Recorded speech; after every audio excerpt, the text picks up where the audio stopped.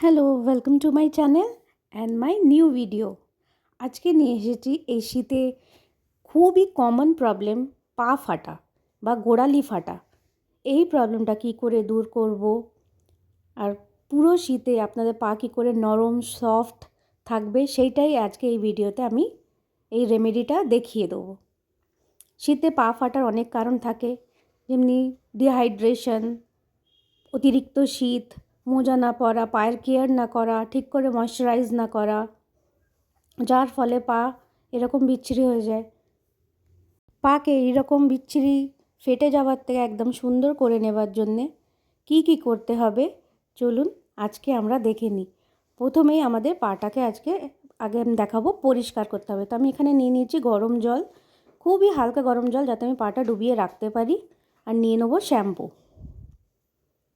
আপনাদের কাছে যে শ্যাম্পুটা আছে আপনারা সেটা নেবেন। আর নিয়ে নিয়েছি 1 টেবিল স্পুন নুন।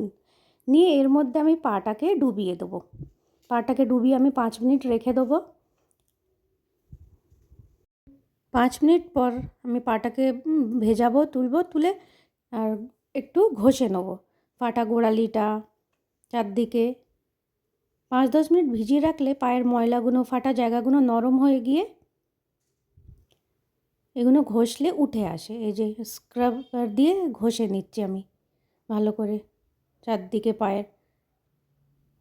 পুরো স্কিনটাই যেহেতু আমাদের ড্রাই হয়ে যায়, সেই জন্যে পায়ের এই জায়গাগুলো, আঙুলের ওপরগুলো, এই পাশগুলোও আমাদের অনেকের ফেটে যায়। এগুলো ঘষে আমি নরম করে নেবো বা ময়লাটা তুলে নেবো। এইবারে আমি একটা প্যাক বানাবো। একটা বাটিতে আমি নিয়ে নেবো দই 1 টেবিল স্পুন, আর 1 টেবিল স্পুন বেসন, আর নেবো হাফ টিস্পুনের মতন হলুদ। এই তিনটেকে ভালো করে মিক্স করে নেবো। পাটা ভিজিয়ে ধুয়ে রাখার পর এটাকে 15 মিনিট ভিজিয়ে রাখবেন। পাটা পরিষ্কার হয়ে গেলে, নরম হয়ে গেলে, ঘষে পরিষ্কার হয়ে গেলে মুছে নিয়ে এই প্যাকটা বানিয়ে আমি পায়ে লাগিয়ে নেব।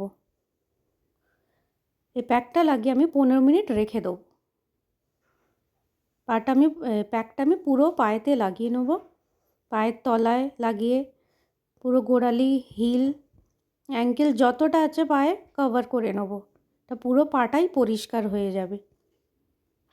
পায়ে নেল পলিশ লাগানো থাকলে, এইসব থাকলে এগুলো আগে থেকেই তুলে পরিষ্কার করে নেবেন।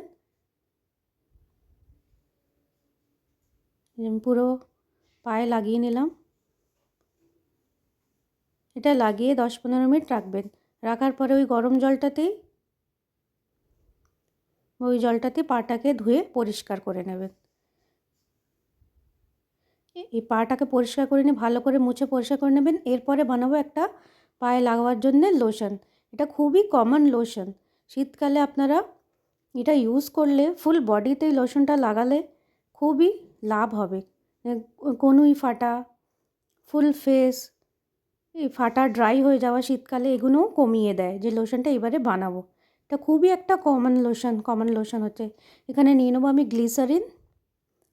আমি এটা একবারের ইউজের জন্য বানাচ্ছি, আপনারা বেশি করে বানিয়ে রেখে দিতে পারেন, 1 সপ্তাহ ইউজ করতে পারেন। এবার দিয়ে দিলাম একটুখানি গোলাপ জল।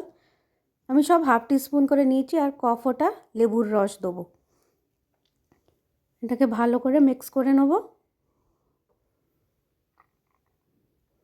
মিক্স হয়ে গেলে আমি দুটো পায়েতে, গোড়ালি, পায়ের পাতা, পায়ের তলায় ভালো করে এটাকে মাখিয়ে নেব। ভালো করে মেখে নেবেন।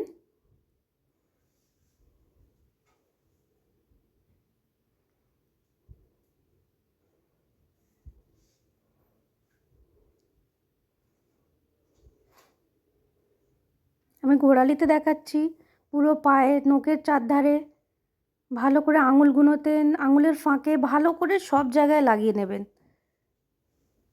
নিয়ে এটাকে লাগাবার পরে যেটা মোস্ট ইম্পর্ট্যান্ট কাজ করব, সেটা হচ্ছে পায়ে মোজা পরা। শীতে পায়ে যে কোনো জিনিস লাগিয়ে একটু মোজা যদি পরে থাকতে পারেন সারাদিন, পা আপনাদের ফাটবেই না, আর পা একদম পরিষ্কার থাকবে। এটা আমি ভালো করে লাগিয়ে নিলাম। নিয়ে পায়ে আমি পরে নেব মোজা। মোজা পরে রাখলে পা সফট, পরিষ্কার, আর ক্রিমটা চারদিকে মুছেও যায় না তাড়াতাড়ি। যে ক্রিম বা লোশন যাই বা লাগান, আর যে এই লোশনটা বলেছি এটা ফাটা পাটাকে খুবই তাড়াতাড়ি নরম করে দিয়ে সুন্দর করে দেবেন। ভিডিওটা ভালো লাগলে একটা লাইক করবেন, কমেন্ট করবেন, শেয়ার করবেন আর সাবস্ক্রাইব করে আমার চ্যানেলটাকে সাপোর্ট করবেন। আর আপনাদের যে কোনো প্রবলেম আমাকে বলতে পারেন কমেন্ট করে।